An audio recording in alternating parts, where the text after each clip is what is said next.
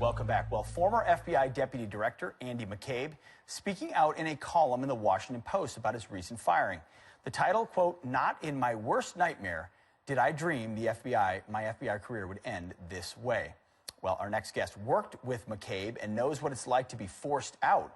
She says that McCabe targeted her and ultimately ruined her career of fighting terror after she filed a sexual harassment complaint against her FBI supervisors.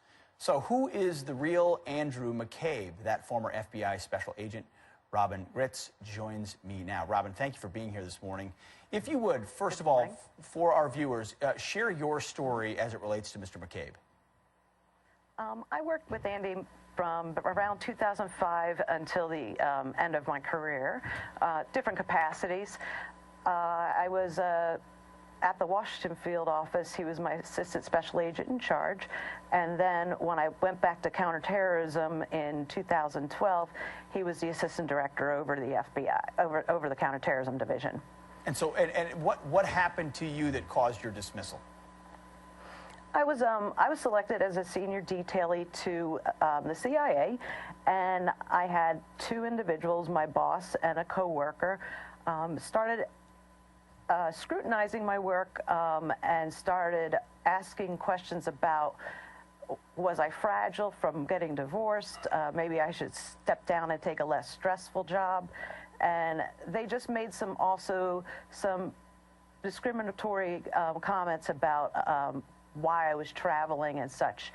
At the same time, they were doing similar talks like this to an African-American detailee that worked with me. So I put my foot down and I said this needed to stop. And I talked to my supervisor on the phone and I said, I really think this needs to stop. I feel like I'm being treated differently. And as I started another sentence, he says, well, if you take that route, I'll pull your time cards.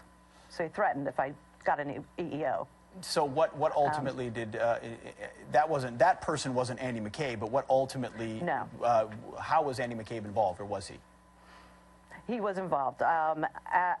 When I filed my EEO, when I made contact with the EEO, 5 days later, Andy McCabe signed off on an internal investigation referred to him by the individuals that I signed the EEO against, and he authorized that internal, it's an OPR, but he just got fired from, and he authorized that investigation against me. And knowing, he says in his sworn statement that he knew that I was either filing or going to file an EEO.